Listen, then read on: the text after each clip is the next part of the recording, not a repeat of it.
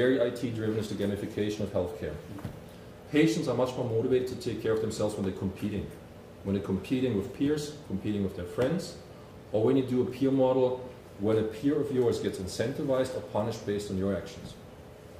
We can already give feedback to patients, let's say diabetic type 2 patients, incentivize them with money, free days from work for their employer, if they're good patients. If they're losing weight, if they're moving around, and you all have seen those little jawbones or Garmin devices that can track the calorie intake, your sleep rhythm, your movement, everything.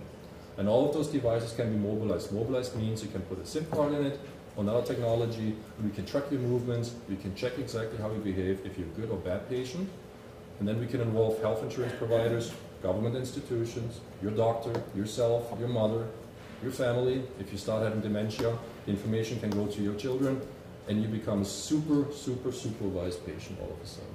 Are you giving up your personal freedom? Definitely. But I don't know how we can reverse that trend. I think we're already too far already in this dynamic.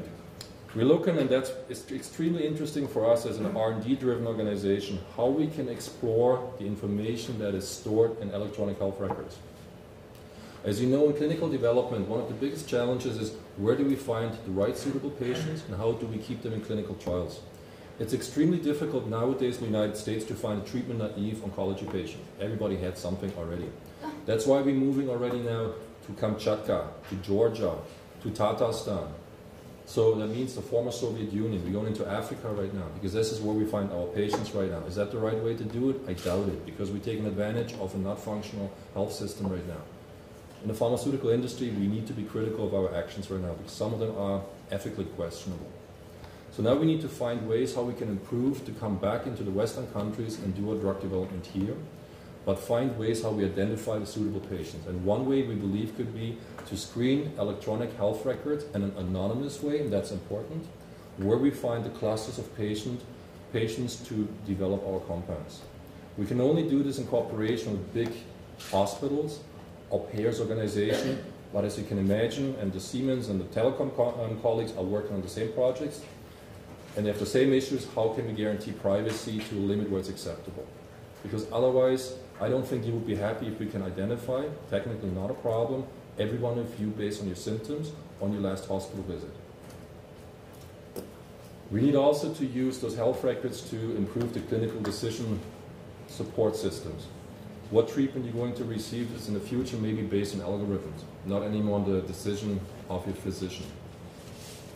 Which is also a little bit of a scary vision into the future if a computer decides which way you're going to go, surgery, chemotherapy, radiation. So that will also lead to a very different professional picture of a physician in the future. What is a physician going to do? I was trained in the 90s and I was still hands-on when I graduated. Today, a lot of my colleagues, they hardly ever see patients anymore because the simple procedures are delegated to physician's assistants, nurses. A lot of the diagnostics and treatment procedures are moving out to pharmacies because the roles of physicians are dramatically changing right now. And a lot of the decision trees are happening inside of a computer chip. Is that what we wanted? Probably not, but the development is going in that direction with the help of Siemens and other companies. And we're involved in that too. Maybe two more slides. I don't want to bore you. I have more slides in the back where we would describe a project we're running right now in this space. But I want to give you an example of what's getting more and more critical for us. The medication adherence and compliance